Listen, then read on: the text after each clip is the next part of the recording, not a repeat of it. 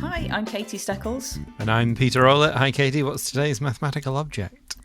So today's object is something that is, I think, both a mathematical thing and something that is basically iconic and recognisable by most people, which is a Venn diagram. For those of you who can't see me right now, I'm literally, my hands are up in the air doing two circles that are slightly overlapping in the middle, because I'm thinking about a Venn diagram, imagining a Venn diagram. And I brought along with me someone who I met at the recent Maths Jam conference last year, who's done a lot of stuff around Venn diagrams and has some really interesting things to talk about. So welcome, Keisha. Hi, thank you for having me. Yeah, fantastic. So the Venn diagram, I guess, for mathematicians is like a tool. I guess it's a diagram, certainly, but it's a way of kind of visualizing something that is actually really quite an abstract idea, right? The idea of a set. Yeah, definitely. And it's interesting because it gets introduced to you quite young, I think. As we were saying, it's very prevalent in popular culture. So I think it's just very recognisable. But I think when I was in primary school, I got shown a Venn diagram and I linked it to like data representation, like inputting stuff into these boundaries. So for some reason, it then had a link to like, you know, your typical types of graphical representation. And it wasn't until I got into high school that I realised it was actually more related to probabilities and understanding sets and boundaries and relationships between things, which is slightly different. And then obviously then when I got to like uni and was doing logic, I was like, oh right, it's linked to logic and reasoning. But yes, the way that it gets introduced to you as a child, I think, is interesting. Yeah, it's kind of just about that kind of categorization of things, right? Is something this, or is it both of those things? Yeah. And like it's a really nice sort of simple way of kind of encoding that information visually. But then, yeah, as you say, it ties into all of these other areas of maths as well, because sets, I guess, underpin everything in mathematics. There's a lot of ways to define things in terms of sets. And then as soon as you've got this really nice tool for understanding sets, I guess you can then use it for all these other things as well. Yeah, and the great thing about it is that it's just a really good tool for storytelling, isn't it? Yeah, like you see the diagram and you can immediately sort of picture what is going on there with those things, and kind of you think, oh, which things live in these intersections? Because I guess, yeah, there's the classic two different sets thing. You can have three circles that overlap and you've got things in all the different combinations. And yeah, they can get more and more complicated, but they are this sort of nice vision, and they're quite pretty as well, right? They're quite symmetrical. In the way they're always presented. Yeah, I think they're always symmetrical, right? There's this I don't want to be the actually guy, but are we going to acknowledge the Euler diagram, Venn diagram thing, right? Yes, we But they're a picture. It's two circles overlapping in this symmetric way, and you draw that even if the intersection is empty in a Venn diagram. But in an Euler diagram, you don't. So if you see two blobs not overlapping, that's an Euler diagram, but they're similar enough that people have a muddled idea of these things, right? Yeah, I came to that understanding late, and some might say too late, because I've got a series of Venn diagrams and Euler diagrams in my poetry collection, but I called them all Venn diagrams because I didn't know about this distinction until after the book was published. But I just find it hilarious now. But when I do workshops and things, then I let people know, I'm like, actually, this one's an Euler diagram. It's one of those really picky things that almost doesn't matter, right? Because intuitively you get it, that the box is everything, and then you can encircle some of everything, and it might be overlapping or not. That sort of seems very intuitive. And then it's only really this precise mathematical version where you have to have it really nailed down, I guess. Yeah, I've just literally earlier seen there's like a thing about relations and functions. And in order to illustrate the fact that functions are a subset of relations, which is just this really arbitrary mathematical way of describing them, they've just drawn a circle and labelled it relations, and then a little circle inside that and labelled it functions. And like, just because this is, for mathematicians, like, as soon as I see that, I'm like, oh, I understand how those things work. Yeah.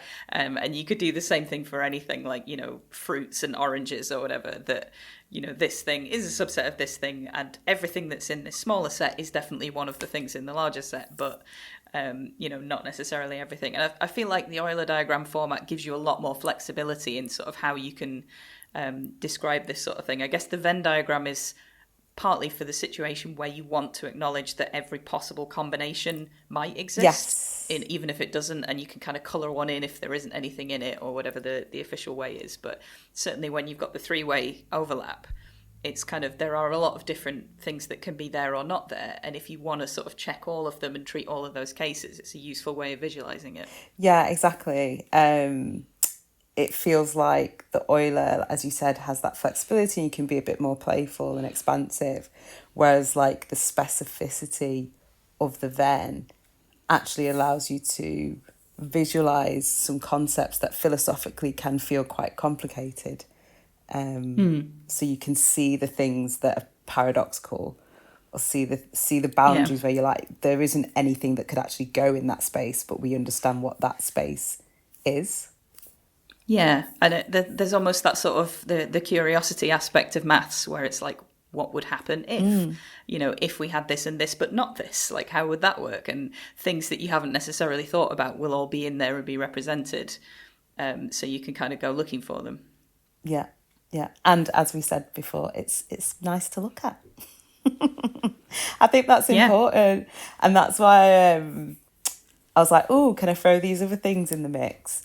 Because they're linked for me in that they demonstrate that intersection that I really enjoy, where something has that, obviously, like that mathematical authority, but it's really pleasing to the eye and impactful, and manages to cut through the fear that people find sometimes when they're trying to understand mathematical concepts or statistics. Yeah. So that's why I was also like, oh, I might mention Florence Nightingale's Rose diagram or John Coltrane's mandala, because they're both these circular images that hold all of this really dense information, but still you feel like you can just glance at it and go, I think I get that, and I'm happy to keep glancing at it because it's very enticing. It's really pretty.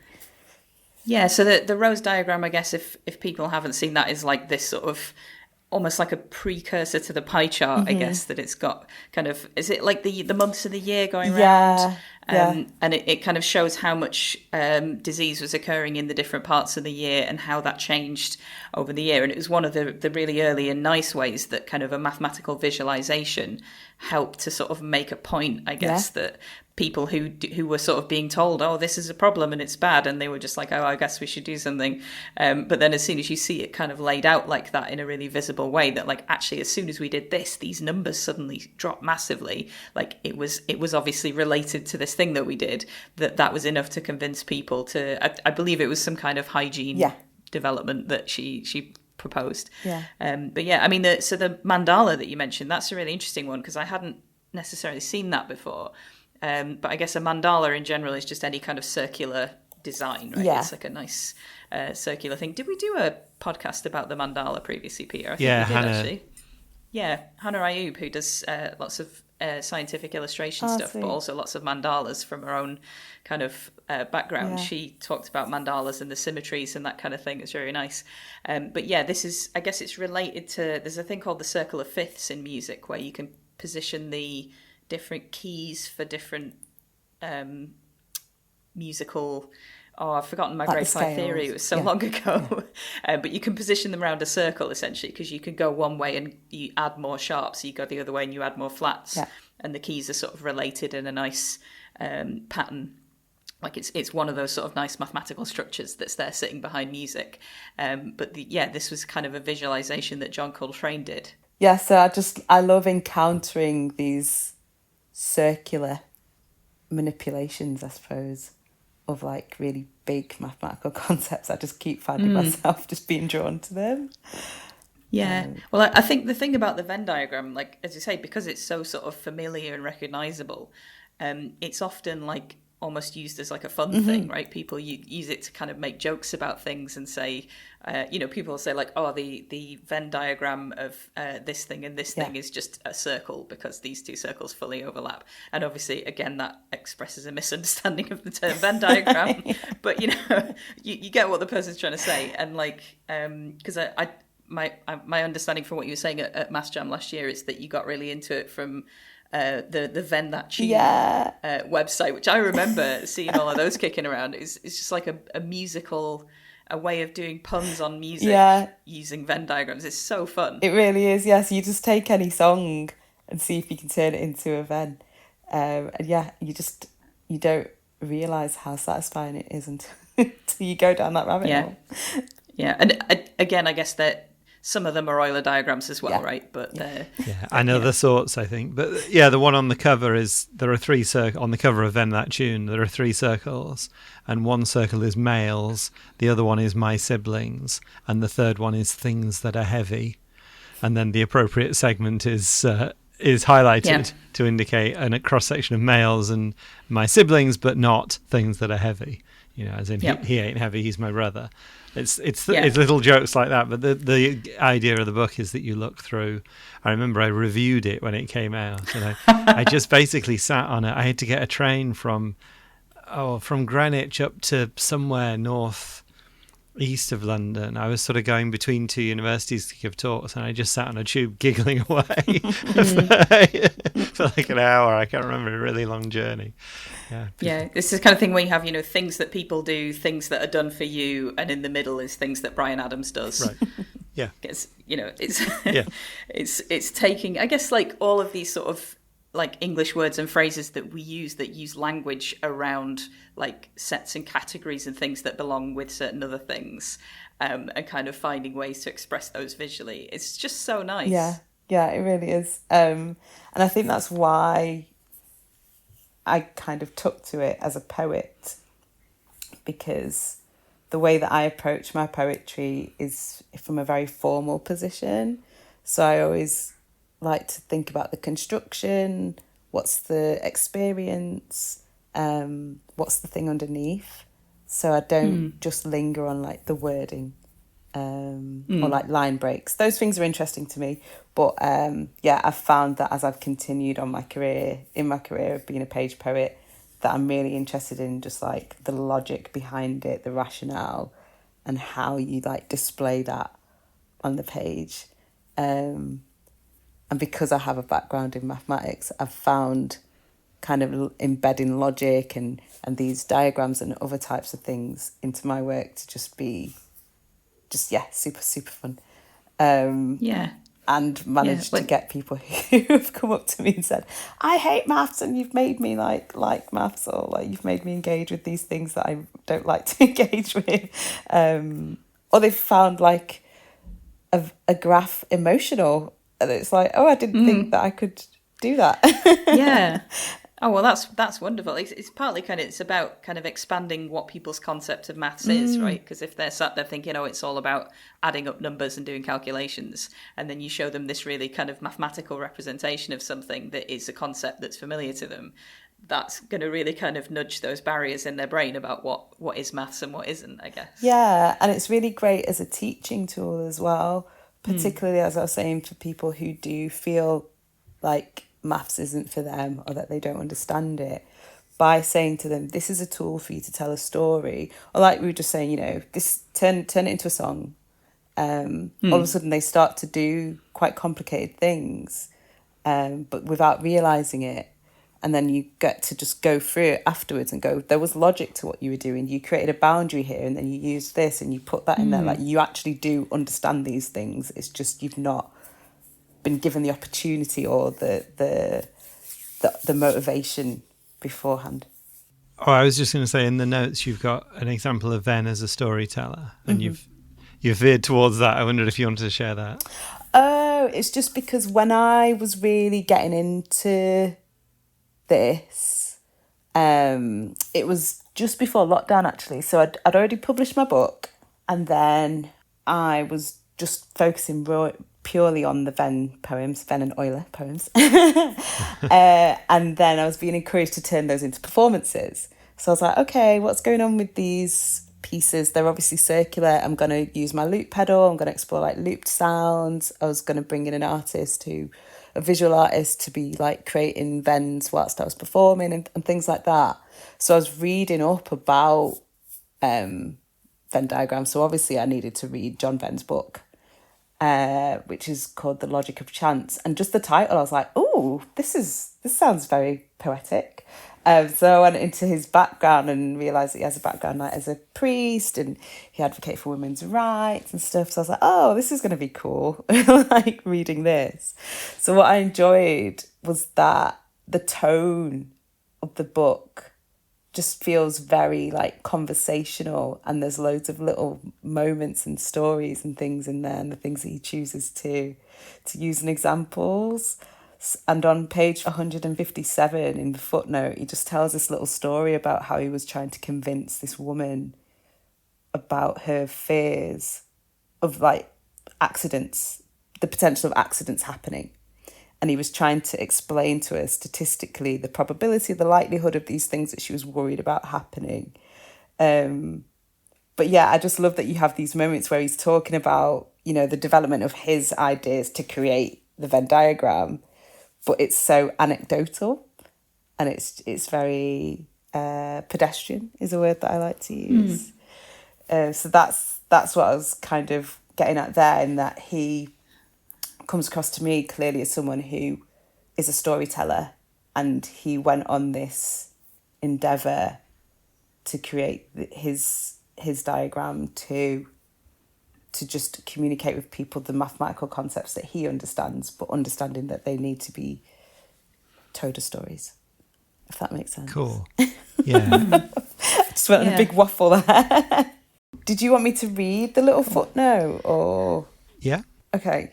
So it's in a chapter that's called The Measurement of Belief. So again, I'm reading it, I'm like, these are poems. All of these titles. So he says, the best example I can recall of the distinction between judging from the subjective and the objective side in such cases as these occurred once in a railway train. I met a timid old lady who was in much fear of accidents. I endeavoured to soothe her on the usual statistical ground of the extreme rarity of such events.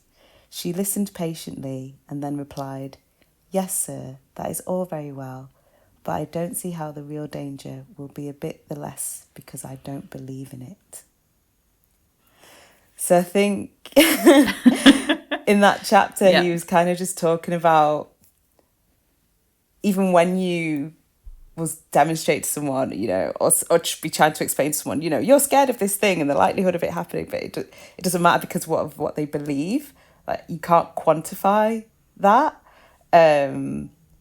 But I suppose it just makes the case for what we were saying is like, the more that you can visualise something for people, the more you can make something more accessible. Coming back to what we were saying with Florence Nightingale, she would have already been making her case around what she was doing, but it wasn't until she did this diagram and was able to go, look at that triangle compared to this, look at this segment, look at this. Yeah, rather than just this number compared to the number on the row above. Yeah. I wonder if you said about John Venn being a priest, being a vicar, whatever he was, but I wonder if that's part of it. I wonder if because that's a sort of storytelling discipline, I guess, isn't it? That you're trying to explain things. It is, yeah. I mean, I was raised Christian. My dad's Muslim, so I had quite a multi-faith upbringing. And yeah, that's definitely prevalent. Whenever I was doing RE, I loved it because I felt like it was just story time. I was just learning stories about different people's beliefs and cultures. And you could feel that he brings that along with him in his work as a mathematician, for sure. And he was born 1834, so he's growing up in a culture where not everyone is literate, and yet they need, you know, convincing and persuading, and storytelling will do that for you, I guess. Yeah. That's cool. As will good diagrams, yes, right? If you can't read and you can show someone a really clear picture of something, yeah. I mean, I'm thinking about the kind of the kids in the workshops and that kind of thing, that like actually when mathematicians sometimes use Venn diagrams, like I guess there's not necessarily anyone kind of using them a lot of the time in research, but you'll see things like a Venn diagram of, like, for example, the different types of numbers, and it helps you to really understand like how, you know, you've got kind of complex numbers, and within that real numbers, and within that rationals and integers and all of that, and the sort of hierarchy and how these things fit together. And I guess just sort of using all of those same tools that allow you to explore those relationships and applying it to something from their lives that's really familiar to them. You know, like I'm imagining a kid and you're like, oh, you know, do a diagram of all the different types of Pokemon, or like the different footballers and what teams they play for, or, you know, something that's really kind of resonating with them. Like the tools are there to do that. And also it's quite intuitive how that works, because it's just, does that circle overlap with that other circle? And, you know, you get this kind of like a really clear visualization of things that matches with their understanding of how those things fit together. But it also, as you say, lets them kind of pick up how those tools work as they go along. And also that talks to how the Euler diagram is much better than the Venn diagram for stuff like this, because if you, like you said about the hierarchy of things, but if you had to draw all the possible intersections and then explain that some of them are empty, you've really lost that visceral link to the easy explanation, haven't you? Yeah, absolutely. And you can play around with the sizes of things, as we were saying, the positionality when it's an Euler diagram in a way that you can't with the Venn. But yeah, there's something deeply satisfying about either of them, really.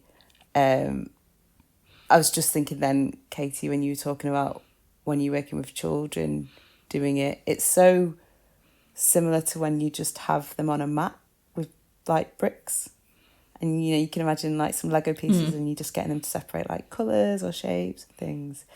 It feels like such an extension of that, and that's probably why it's so accessible. Yeah, I mean, that in itself is quite a nice, it's partly like a soothing activity, but it's also quite a good way of sort of getting your mind to understand things and think about definitions and about, you know, how we categorize stuff. Like one of my favorite presents when I was a kid was a huge tray of beads that I got. And, you know, my parents were like, oh, you can use them to make lots of bracelets and stuff. And I was like, nope, I'm going to sort them into categories. I'm going to sort them by color and then by shape and then by size. And like, it was a nice, fun activity for me to do. If someone came by and accidentally kicked the tray of beads, I was like, yes, I can start again. I don't know if this is just me, but, you know, there's something about that activity of sort of almost defining how we split things up. And, you know, in real life, in you know, work and whatever, you'll come across situations where you do need to have that sort of categorization and kind of ability to separate things out so that it's clear what's going on. But like, there'll always be more than one way of doing that. Finding the best way to do that is quite a good skill. So yeah, maybe it helps with developing that kind of idea as well, that, you know, if you need to make a Venn diagram of something, it shows that you've understood the structure of it in a lot of ways. Yeah, there's a lot of agency in it, because you allow people to say, you know, even the labelling, them picking what things are we going to categorise, what should we call them, where are we placing things, why. It really allows you to go on that kind of learner-led journey with someone. Yeah, and I think there's also a lot of nice sort of lessons about intersections, right? If you've got things that can overlap and something that can be part of both groups, you know, because this is one of the other real nice strengths of it, is that you are categorizing stuff, and there's in some sense a binariness to that you're either in this group or you're not in that group. But at the same time, the diagram allows you to have things that kind of are fuzzy or fall into more than one group or fall into all the groups, or, you know, and you know, there's maybe some parallels there with kind of the way we behave in society generally, right? And how we understand things. Definitely. I think one of the artists that I mentioned that I really like is Rudy Lowell. They identify as non-binary, and they, in their previous work, not so much in their current stuff, have done stuff with Venns, and they use it definitely to talk about gender politics and LGBTQ politics. And yeah, it's so impactful. And I've got one of their T-shirts and I just adore wearing it, because it's one of those, isn't it, with any kind of slogan T-shirt, statement T-shirt, it just creates good conversation, and it feels like it's a really playful, non-confrontational way to get people to understand the fuzziness, like you were just saying, that things are not always one way or this way.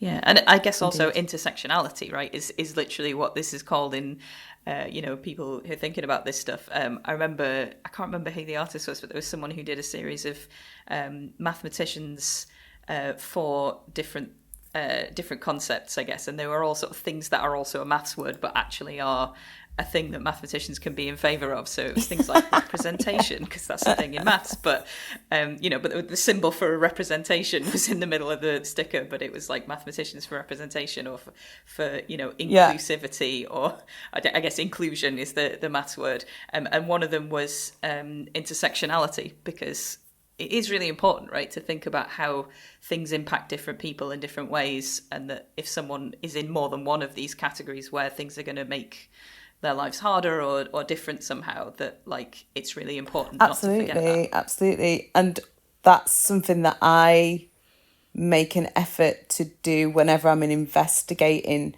an area of mathematics. I will go and read up about the person that's created this, the context that they were in, because I think that that's just as important, like their identity and the way that it intersects with what they're advocating for within the mathematical space.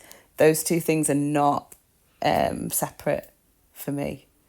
And that's something that I did when I was studying politics and philosophy, but I've brought it back to my practice when I'm doing stuff to do with maths, because foolishly, when I first went back to doing university level maths, I was like, oh, I'm going to the neutral space. I'm going to my safe space where there's no politics. That's literally what I thought.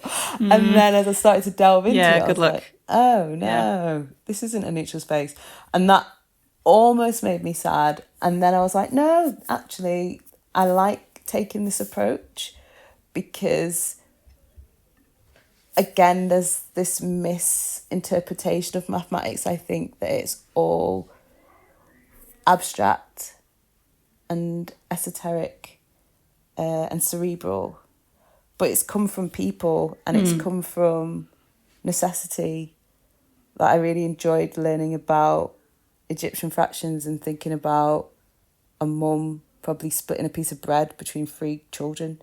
That's the way it was introduced to me, and I was like, I really enjoyed that was the way, and it wasn't like, here's a concept and then let's do some real world application. It's like, well, no, the maths has come from people. It's come from a history, it's come from a culture. What is that space? Where are there parallels around the world? What's the things that were universal? Where did the abstraction happen? Where was the proof? Even that, like the development of proof, when you read in letters between different thinkers, it's like it's a community of thought. It's an endeavour, like a human endeavour, and that gives me more pleasure, I've found over the years, investigating that side of things than the actual mathematical concept. Yeah, well, I guess it's sort of, I mean, history of maths is definitely Peter's area in more than it is mine, I guess. But yeah, you can almost see the sort of the echoes of maths being something that was a kind of tool of necessity originally, right? It was people who needed to work out how much grain they were going to have this harvest, or, you know, people who were, trying to watch the stars to be able to work out, what the motion of the planets meant and how it was going to affect the length of the year and that kind of thing. Like, all of that stuff was the origins of it, but it's grown into this much, much bigger thing that helps us to kind of describe and understand the universe, I guess. And it's no surprise to me that it means that we can describe categories of people with it as well, right? This is the one of the bonuses of it, that it gives us a tool to sort of describe what's happening around us. But yeah, the origins of it were very much in like, I need to be able to know this so that I can live. And a lot of that, it's long enough ago, and so we don't have good records of anything like that, of methods emerging from. But you can totally imagine, and that's where this creativity comes into it in the thinking of it, is imagining that emerge from, human behaviour and human needs in that way. I'm being cheeky now, and I'm changing the dynamic, I suppose. But how do you feel about it being called a Venn diagram or an Euler? How do you feel about, when a concept is named after a person? Do you think that that's useful, or? Well, yeah, that's the question, isn't it? I mean, if something's named after Euler, I'm usually like, yeah, sure. There's like a million things named after Euler, so I can see. Yeah, it probably was Euler, to be honest. But yeah, I guess with a lot of these things, the names have become sort of very catchy and kind of well recognized. So if people see it and they go, "That's a Venn diagram," everyone knows what that means now. But yeah, there's definitely some cases where it's much better to just call it what it is. And is this like a set intersection diagram? Is there a nice catchy name for it? Is there something we can use to kind of say what we're actually what we mean by it, right? Because especially if when people say Venn diagrams, sometimes they actually mean Euler diagram. Like, do we need to just use, like a circle diagram or a, I don't know if you have any thoughts, Peter. Well, I'm not aware. I mean, one thing is, sometimes things are named after people who are problematic in different ways, and the fact that these guys lived a long time ago almost automatically gets in some, they were from a different society stuff, don't they? And also there are things that are named after people where you're not always sure, and so there's a general approach where it seems very sensible to, like, in the past, we've honoured people by naming things after them, but maybe that hasn't always worked out brilliantly, and maybe it would be clearer pedagogically if you were to just name the thing what it actually is. And it's the theorem that does this thing. It isn't so-and-so's theorem or whatever it is. But, I mean, pragmatically, people know the word Venn from these diagrams, right? They don't know Venn themselves. It's sort of almost gone far enough that it's its own word, which is really hard to then unscramble that from society. Yeah, I agree. I think going forward, it makes sense for us to question the need for us to do that, or to be very clear, as you're saying, pedagogically, what it means when we name something after someone, and we have to have that clarity of, they were very specific about this particular thing, and we can credit them with that.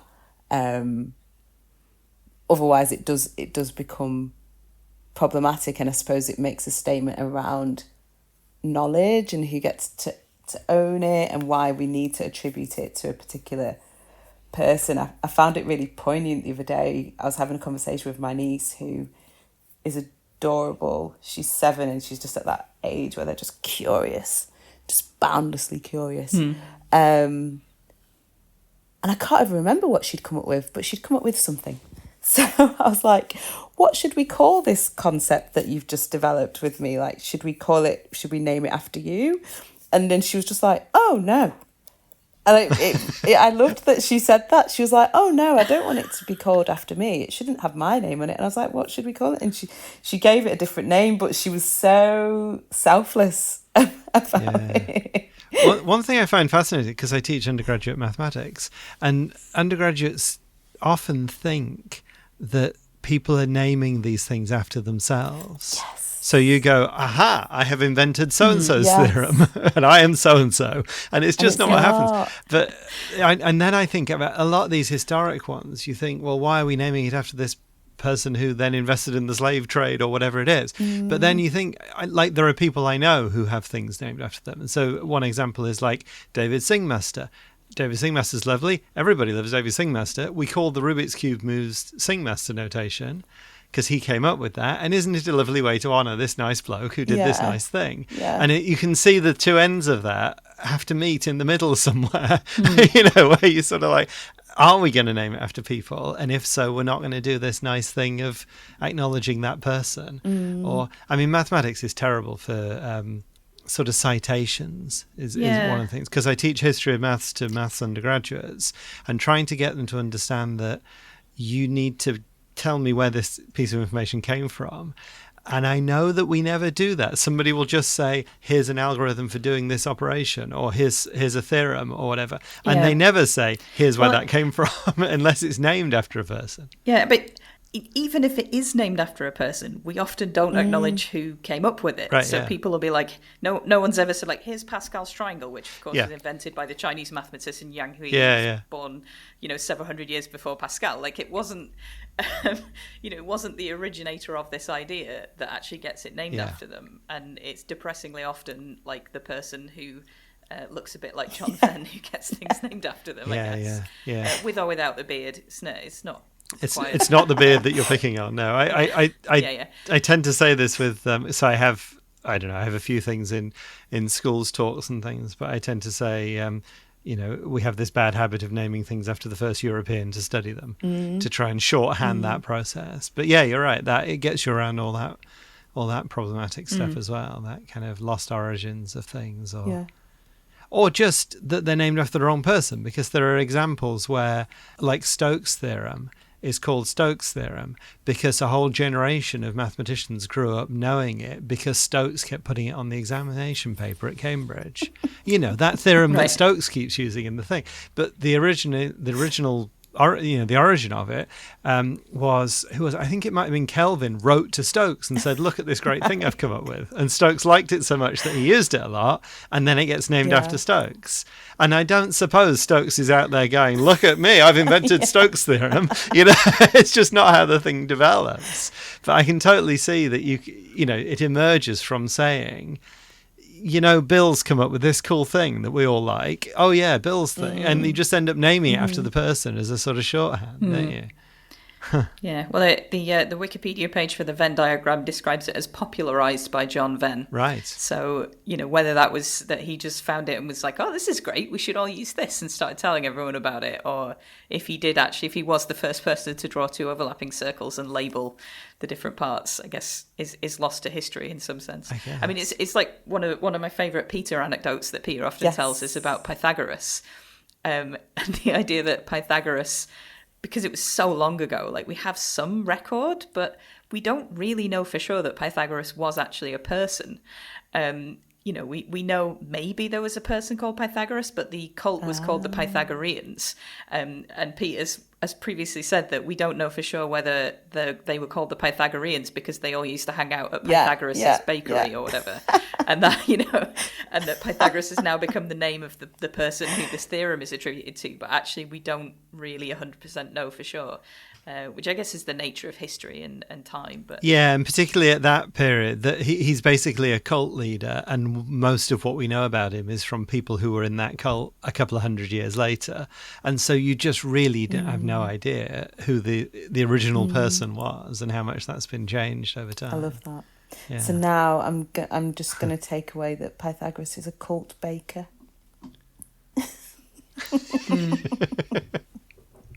Yeah. I would watch that series of Bake Off. Yeah. Oh my gosh, that should be the next version of Bake Off. There is a show on Netflix where they they join. I'm sure it's a baker with a physicist, and they have to do tasks. I randomly watched it on a Sunday morning with a friend. I think I need to go back to it. I've just decided. Yeah, I think I've heard about it. It's like an engineering challenge, but with baking. So they have to bake a bridge that spans a gap, or it's ridiculous. Yeah. I guess. I mean, I did not expect that a conversation about Venn diagrams would get onto the naming of historical mathematical. I guess I should have known, right? It's how it. Yeah. Yeah. Do you want to tell us, perhaps give us an example of how you've used this in your work? Because you've referred to it a few times, but for people to understand. Yeah, so there's a poem. It's so funny. So I've written these poems, right? And then when I have to actually read them, I'm like, oh my goodness, how do I read this? So there's one that I will share that's called Miseducation. So it has two circles intersecting, as we know they need to be. For it to be a Venn. One of them is labelled fact and one of them is labelled fiction. And then in the centre, instead of putting text and things in there, that's where I've got a bit of a key. So there's patterning, there's some dots, and I've written a longer passage underneath. So I'm just describing the setup of the poem before I read it. So yeah, I'll attempt to read it now. Miseducation. Fact. An 8-year-old. A yellow tutu. Maths homework. Porch conversations. A bag of books. Fiction. Small talk. Hugs. An invitation to a ballet show. Laughter. Saying I love you. The intersection. A man of jars and labels, annoyed by the transparency of breath and the abstraction of love. He will never see his daughter dancing an algorithm. So this poem has come from a series of, it's a collection of poems that I wrote about my relationship with my dad. So that's who the he is in that poem. And he was this person who was very much an intersection of fact and fiction for me. He was this mystical character who used to turn up intermittently on my doorstep with ridiculously heavy books of just concepts that were just beyond me. Science, maths, religion, but they were all factual. If he saw me reading fiction, he'd get really annoyed. And there's a poem in my collection called Noughts and Crosses, which is about that. It's a series of noughts and crosses games, but the poem's interwoven in them. And it's about me reading Mallory Blackman's book, Noughts and Crosses, and him being highly incensed by that. But yeah, so in this poem, essentially, I was just trying to show what our relationship was, and the boundaries of us and things like that. And what I've realised when I was refreshing and coming back to all of this information and prepping myself for this conversation is that none of the Venn poems that I've done to date have tapped into ideas around like probability. So I think I'd like to go back to that. There's another series that I'd like to write, and that's going to be my challenge, so that I'm approaching them differently. But yeah. I mean, I really enjoy the fact that, like, the fact that this is a Venn diagram really adds something to it. I guess that like you can have a poem and the words are beautiful and they express a concept, but the fact that they're arranged physically in space and there's this implied kind of grouping together of the different things and the intersection being somehow both of these things, and the label that you put on those two circles kind of adds so many different layers to it. And as a person reading this poem, and I'm doing finger quotes around the word reading because I'm also looking as well as reading, like I'm interpreting it as you know, as well as just taking in the words, I'm taking in the structure of it as well. So it's kind of got a lot more depth to it in that sense. Yeah, I think what I like about it is I'm always talking about agency, but the agency that you have as a reader. Because for some people, I imagine they might jump straight to the intersection, to the poem, to the line at the bottom and read that first. So I'm always curious. I'm like, I wonder which bit people read, or like you said, just how they digest it, if they just look and just take it in as one big thing and then try and break it down. Like there's so many ways that you can approach it, and I'm just really up for that. I don't really like dictating to people with my work how they should read it. But at the same time, I can sort of appreciate, like, having listened to you read it, that kind of gives me your spin on how you see it as being constructed almost. And I'm imagining you, because you were saying you had like an illustrator drawing the Venn diagrams along with you while you're performing the poems. Like I can almost imagine it appearing like a line at a time, that like the circle appears and it's labelled, and then the things appear in the circle, and then this other circle appears and the things appear in that circle, and kind of it almost tells a little story the way that it's built up. And there's definitely, like, as much as it's sort of prescribing an order on the things, it also kind of allows you to kind of layer it in a way that's more meaningful. Yeah. And that's why I love working in this way. I can't be a kind of linear poet anymore, and just like, that's just so behind me now. When I really struggle now when I'm trying to write just, you know, your standard poem. It's just not where my head is anymore. I'm currently doing a residency with Opera North and the University of Leeds, and I'm trying to create a new poetic form called the Ashango, based on the Ashango bone, which is one of the earliest artefacts that we consider to be a demonstration of tallying and counting and things like that. But yeah, it's just really fun going down this new rabbit hole and thinking, okay, what does tallying look like? Am I doing columns, or like, am I using the numbers to dictate the words and the syllables? How does it look on the page, and what lines are repeated and things like that? So yeah, I'm just, that's how I am now as a poet. Yeah, well, there can be an immense amount of structure in poetry. I know some poets are like, oh, it's free verse. You can't dictate how they just lay things out however they feel. But like in a sense, that's adding, content almost, even if it's not adding words, it's adding meaning to it that isn't just in the words. And I guess having this structure gives you more meaning that you can add to it that absolutely. way as well. I'm so on the other side to those kind of poets. Like, I love them, but when me and free verse poets meet up, we're like, yeah, we're different people. I'm like, Sistina, anyone? No. Yeah, and I wonder if there's something about that sort of mathematical approach to things, that like having a structure kind of makes things more meaningful. I guess that it doesn't necessarily constrain you, but it gives you exactly that. I like the discipline, I like the precision, the rigor, the decisions that you have to make, because you can only do it in so many lines, or there's so many syllables. It makes you be so like brutal and precious at the same time, and it's very rewarding when you get on the other side of it. Like, yeah, I remember the first time writing a Sistina, it was exhausting. But I was like, I will do this. Oh, well, it's worth the effort. It's certainly, it produces some really beautiful stuff. Yeah. So that's been really great. Thank you. That's really interesting. Can you tell us where can people find you online, find some of your stuff? Yeah, so I've got a website. It's KeishaThompson.com. I'm quite active on Instagram. That's the main social media platform that I use. I am on LinkedIn, but I'm pretty bad. Some people try to speak to me on there, and I'm like, oh my goodness, I'm so sorry.